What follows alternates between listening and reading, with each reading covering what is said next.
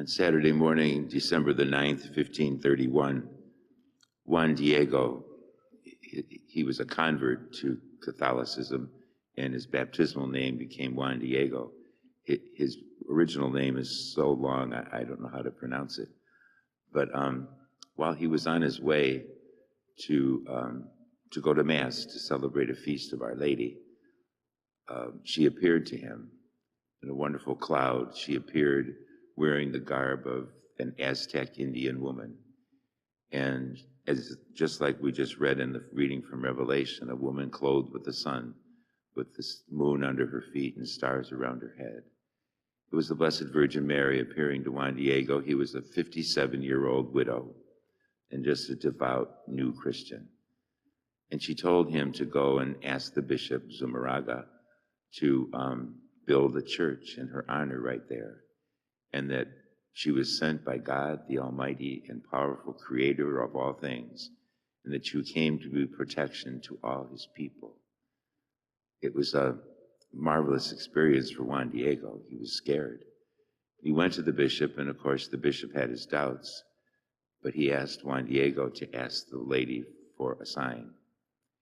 Well, he was going back, and she told him to come back. She would appear to him again, but his uncle became sick, and he was torn because he wanted to go and find a priest to take a priest to his uncle. And so he avoided the lady, but she found him while he was on his way and told him not to worry, that his uncle was going to be fine, but that she should still go back and see the bishop.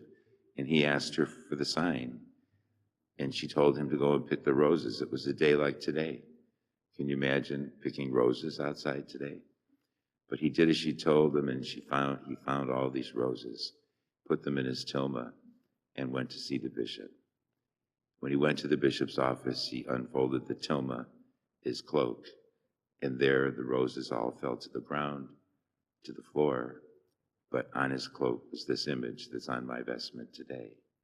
It was the same image of the lady that appeared to him, a clear sign, and the bishop fell to his knees and immediately acknowledged the truth of this apparition and began the process of building the cathedral in honor of Our Lady of Guadalupe. Juan Diego was an Aztec Indian. Indians were terribly persecuted by the Spaniards at this time and in Mexico. And so she was really a threat. She was really coming and making a statement to the Spaniards to stop. The Lord came for all the poor and for people of every nation. It's a very, very strong statement from Our Lady. And of course, the devotion to Our Lady of Guadalupe grew so strong immediately. It's chronicled that 9 million Indians became Catholic after that apparition. So we see that, God in his love, we know the whole story, how he was born in Bethlehem and Jesus came to save us. But the God knowing our humanity, from time to time has given us an apparition like Our Lady of Guadalupe, to say that she is still watching over us. She is still there to bring Christ to us. And she is the pregnant virgin in the image of Guadalupe. As the book of Revelation said, it was a woman who was about to give birth. And so again, she's a sign of respect for all human life. The powerful message from Guadalupe is one we all need to hear today.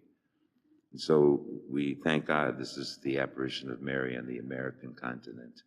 And so we're grateful for her coming to us.